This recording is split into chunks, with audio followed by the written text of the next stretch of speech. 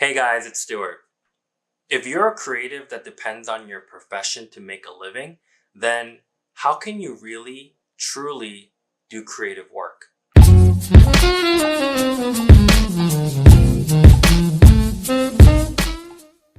I mean, how can you take the risks and do good work if there's this pressure to make that money?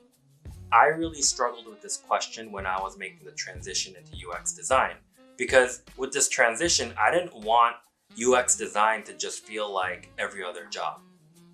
And after much thought and getting a lot of help, the answer for me came down to two things: budgeting and discipline. I know these two words aren't the two words that you were hoping to hear, but I really couldn't find some sort of magic pill or a do it quick tactic. But the mental posture, the philosophy, and the actionable things that I did around these two ideas really made this goal of mine a reality. And I think if you're in my shoes, if you're considering the same things that I was wrestling with, then this might just change your life. You typically hear this topic being talked about amongst freelance creatives, where they're going from project to project, from client to client, and it's so hard to tell if and when the next job is going to come. So there's this mounting pressure to want to say yes to absolutely everything. So the creative freedom here is to get to a place where you can say yes to the projects that you really believe in and want to work on, and yes to the clients that you want to work with. And hopefully while you do that, you're also focusing on fewer projects while making the same amount of money or more money. And there are a lot of different opinion pieces and helpful tips out there for freelancers around this topic. But you really don't hear this being talked about amongst in-house creatives like myself.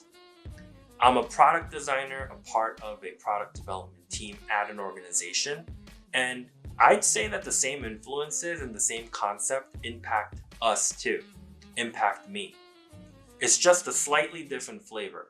For us, I think the danger is that over time, we end up trading in our agency to do good work for job security, for career advancement. I mean, when you're getting a paycheck, it's so easy and comfortable to slowly start just wanting to keep the peace, saying yes to things, and just keeping the status quo.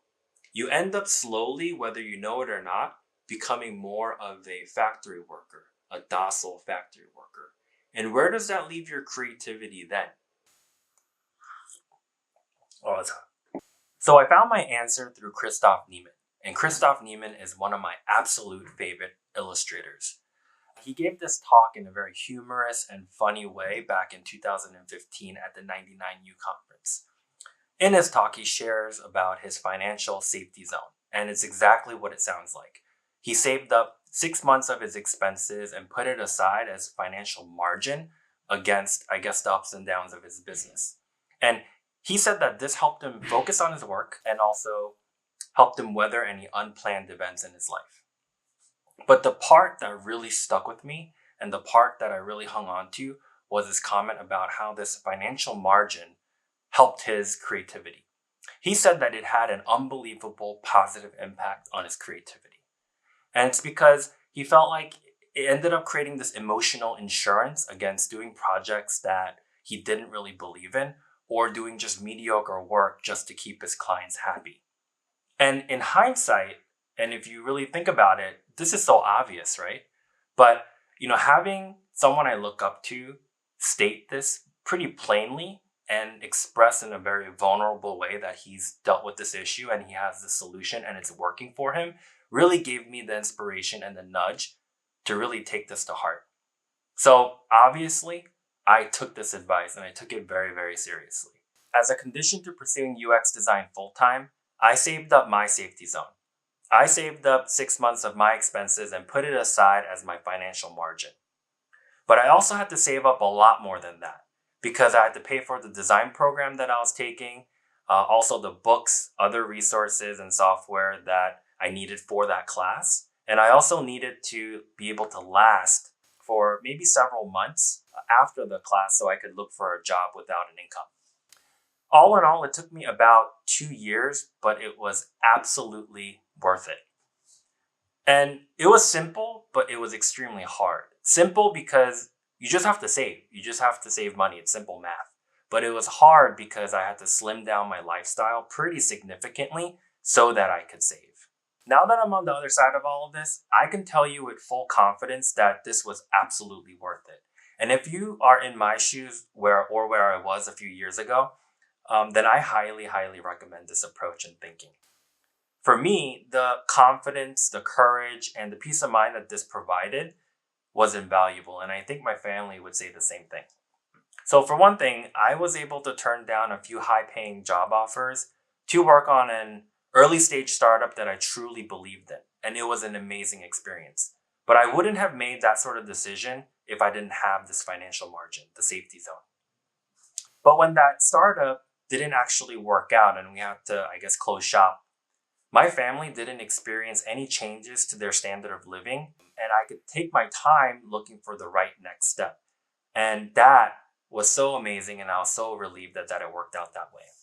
And even now, as a product designer at an organization, yeah, I don't feel as though that I need to say yes to everything. I feel like I could raise my hand and share my perspective, debate my ideas, and really maybe focus my attention and ask for things that I truly believe in and the stuff I find value in. And I don't know if that would have really happened if I didn't have this financial margin. I think it really helps create this emotional insurance against just kind of following orders. So my point is this, that I feel liberated from feeling like my job is this burdensome thing. I actually do feel like I have this creative freedom now. And I don't feel like this is an obligation, but it's something that I get to do. And more than that, I feel like I have this agency over my professional life. I feel like I can point my professional life in the direction that I want it to go. And this is an amazing experience, and I absolutely want this for you.